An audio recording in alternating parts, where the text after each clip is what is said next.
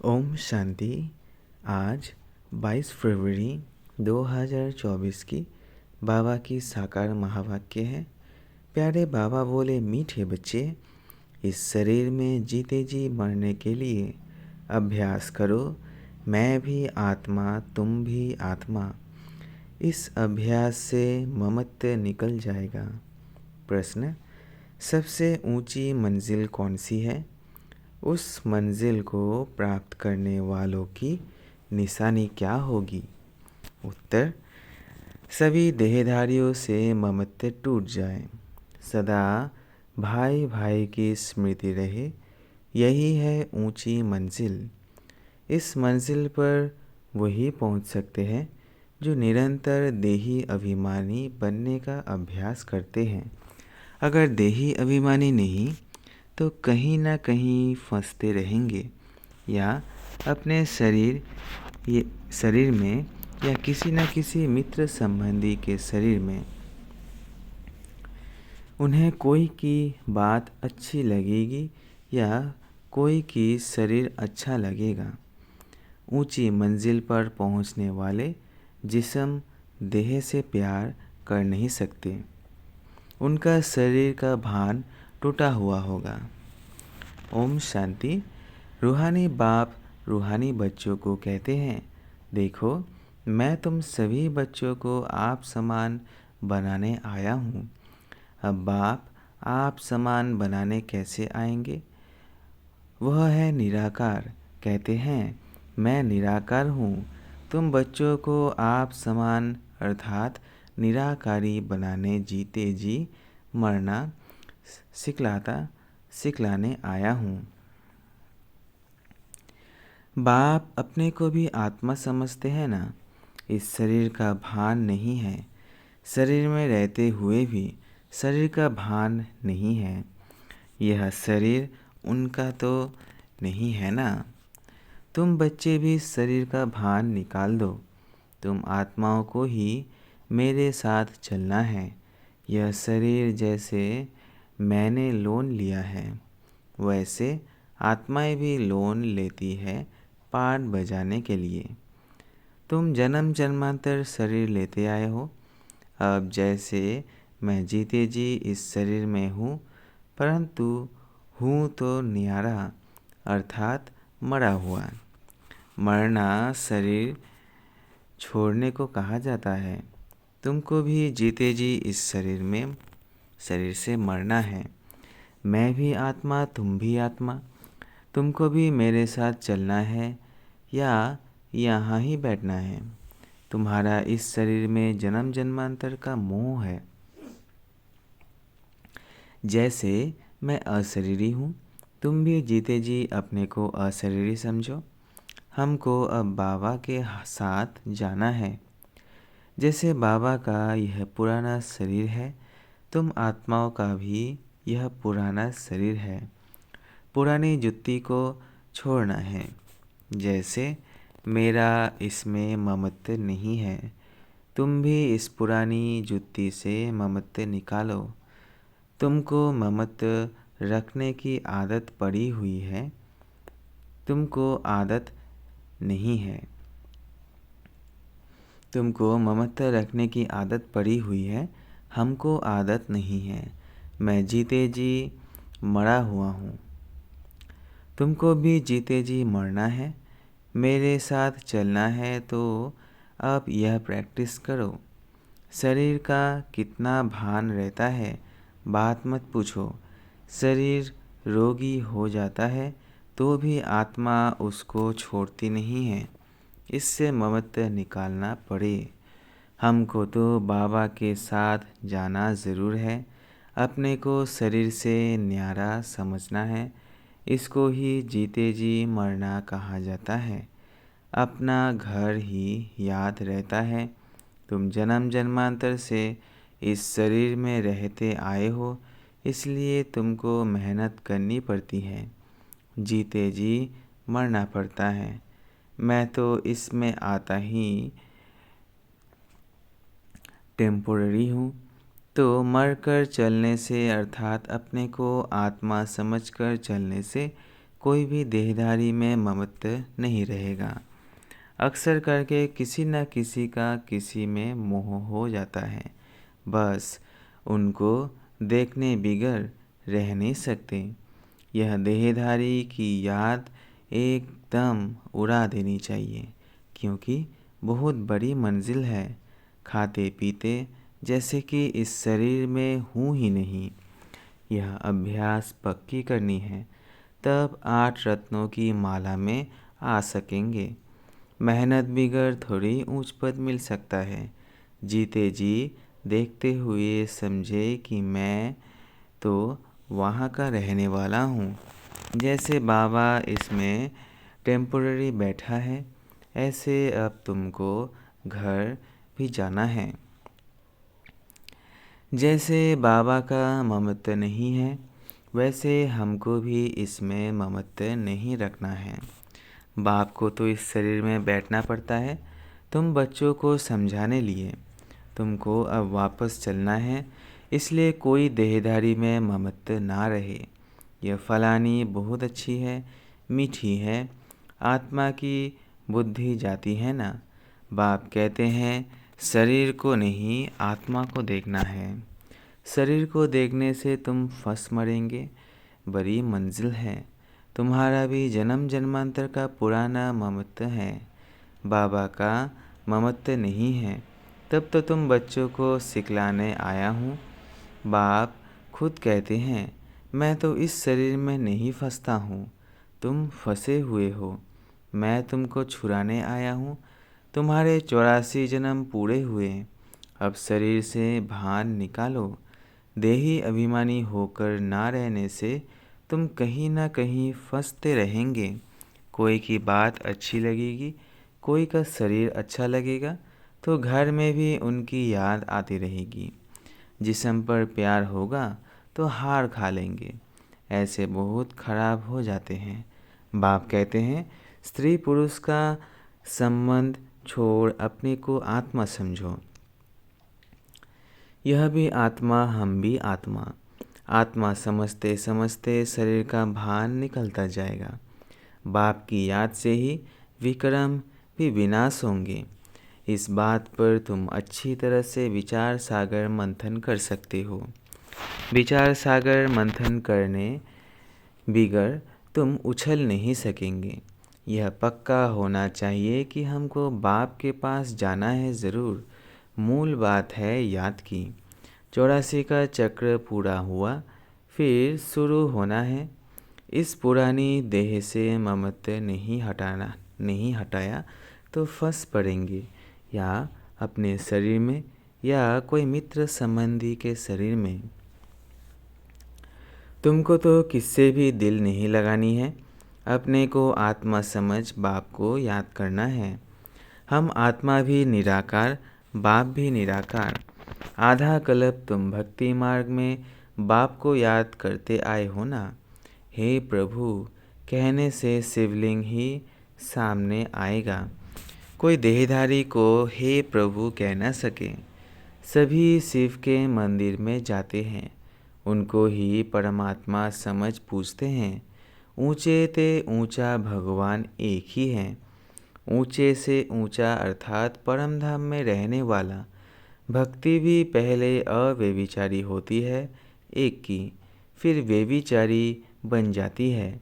तो बाप बार बार बच्चों को समझाते हैं कि तुमको ऊंच पद पाना है तो यह प्रैक्टिस करो। देह का भान छोड़ो। सन्यासी भी विकारों को छोड़ते हैं ना। आगे तो सतो प्रधान थे, अभी तो वह भी तमो प्रधान बन पड़े हैं। सतो प्रधान आत्मा कशिश करती है, अपवित्र आत्माओं को खींचती है, क्योंकि आत्मा पवित्र है। भल पुनर्जन्म में आते हैं तो भी पवित्र होने के कारण खींचते हैं। कितने उन्हों के फॉलोअर्स बनते हैं।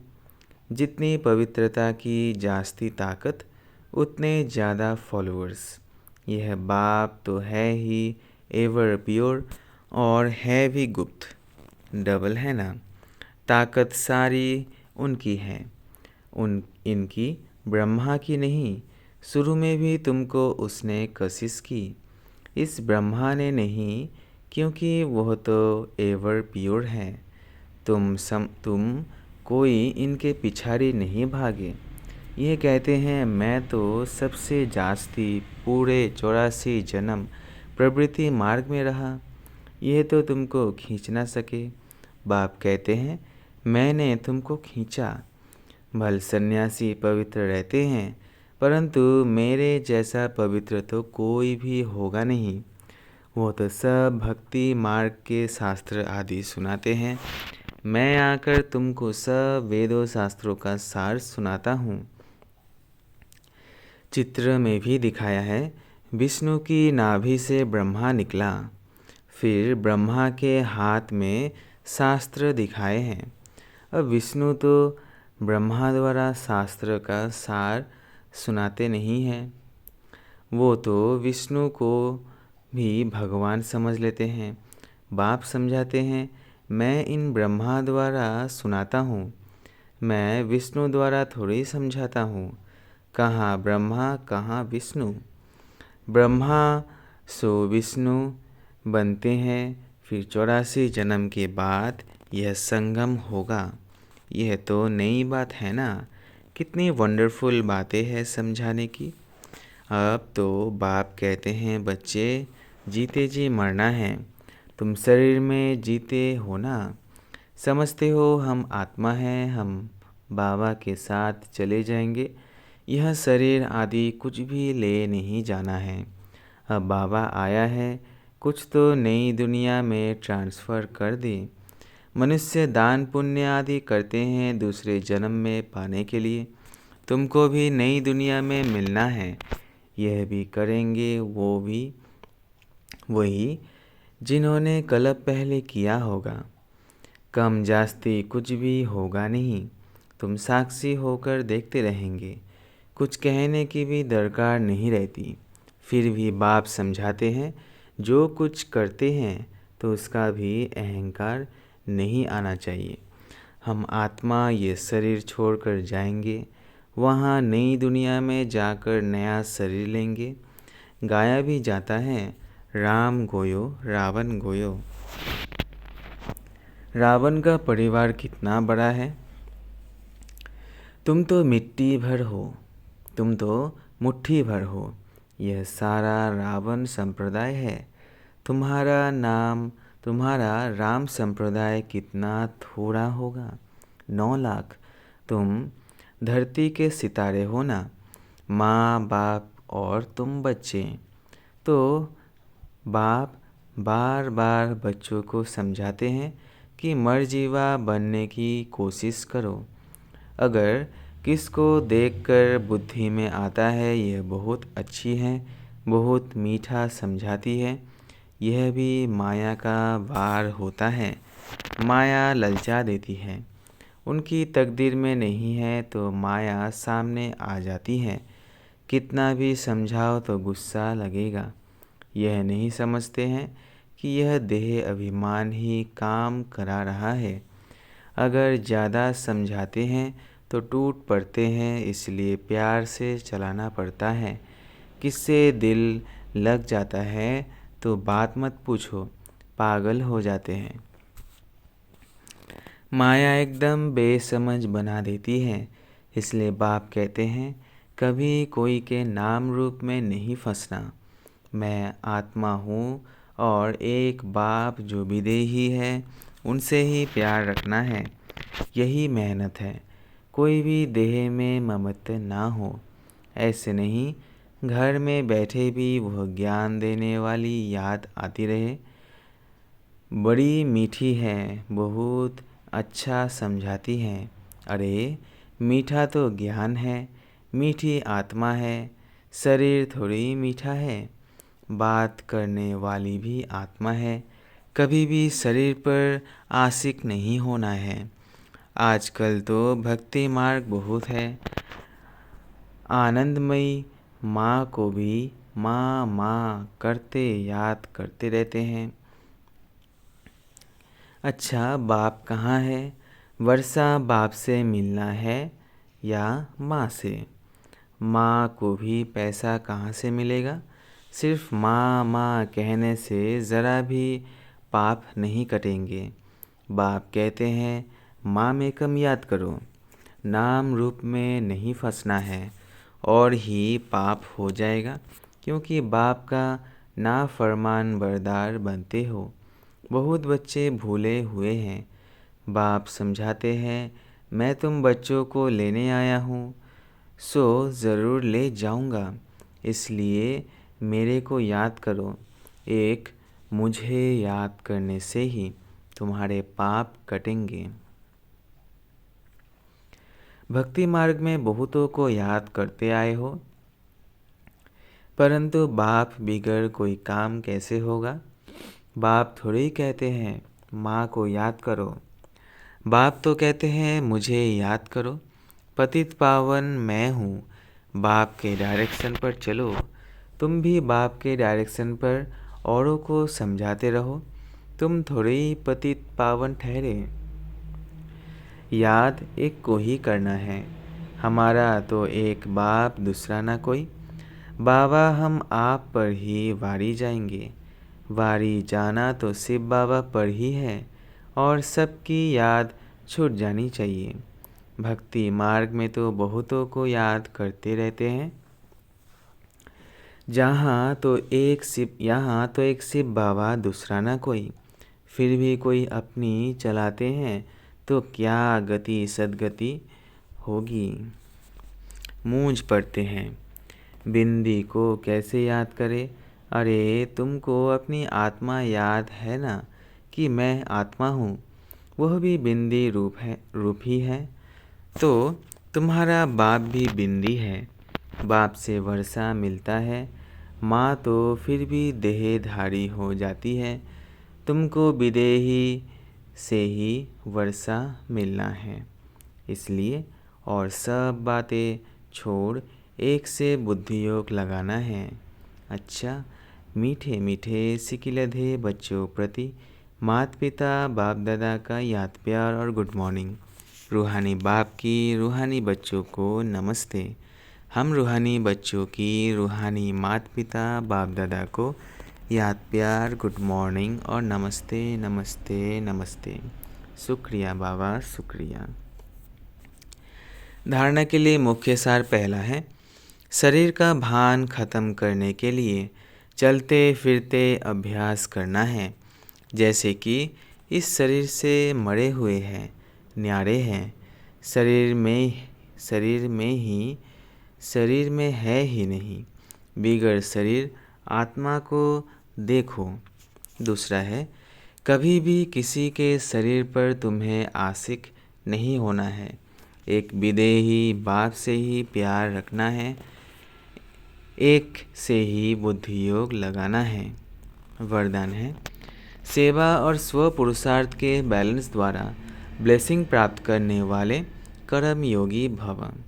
सेवा और स्व पुरुषार्थ के बैलेंस द्वारा ब्लेसिंग प्राप्त करने वाले कर्म योगी भव। कर्म योगी अर्थात कर्म के समय भी योग का बैलेंस हो। सेवा अर्थात कर्म और स्व पुरुषार्थ अर्थात योग युक्त, इन दोनों का बैलेंस रखने के लिए एक ही शब्द याद रखो कि बाप करावनहार है आत्मा और मैं आत्मा करनहार हूँ। यह एक शब्द बैलेंस बहुत सहज बनाएगा और सर्व की ब्लेसिंग मिलेगी। जब करनहार के बजाय अपने को करावनहार समझ लेते हैं तो बैलेंस नहीं रहता और माया अपना चांस ले लेती है। स्लोगन है, नज़र से निहाल करने की सेवा करनी है तो बाप दादा को अपनी नज़रों में समा लो। नज़र से निहाल करने की सेवा करनी है तो बाप दादा को अपनी नज़रों में समा लो। अच्छा, ओम शांति, ओम शांति, ओम शांति।